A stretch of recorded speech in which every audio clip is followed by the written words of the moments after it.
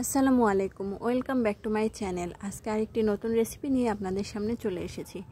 আজকের রেসিপি মিষ্টি কুমড়ার শাক রান্না। আমি এখানে মিষ্টি কুমড়ার শাকগুলো ভালো মতো কুটে নিয়েছি। এটার মধ্যে আমি কয়েকটা আলুও দিয়েছি। আর অন্যদিকে আমি কড়াইতে এখানে হালকা করে পেঁয়াজটা ভেজে নিয়ে আমি বাটা মশলা দিয়ে দিয়েছি, আদা রসুন পেস্ট, আর সাথে হলুদ গুঁড়া দিয়ে দিলাম, পাঁচফোড়ন গুঁড়া।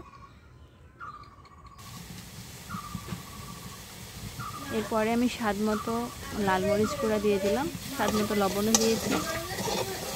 আপনারা যেমন ঝাল খেতে পছন্দ করেন, তবে এরকম শাক রান্নায় বেশি ঝাল না করে ভালো। এখন আমি মশলাটিকে ভালো মতো কষিয়ে নেব।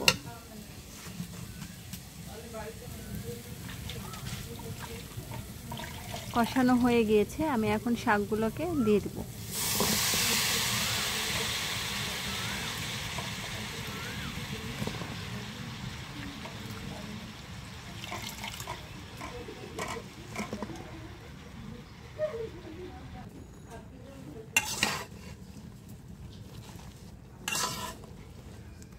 আমি এখন শাকগুলো ভালো মতো কষিয়ে নেব। প্রতিদিনের একঘেয়েমি মাছ মাংস বাদ দিয়ে মাঝে মাঝে এরকম খাবার কিন্তু খুব ভালো লাগে।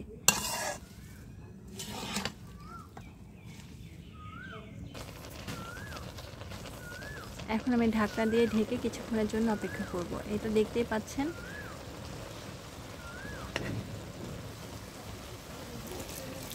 আমি একটু পানি দিয়ে দিলাম। সেদ্ধ হতে খুব বেশি সময় লাগবে না।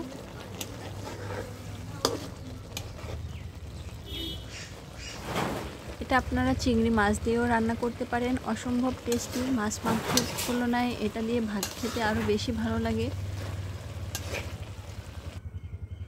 এই তো হয়ে গিয়েছে, দেখতেই পাচ্ছেন কতটা সুন্দর কালার এসেছে।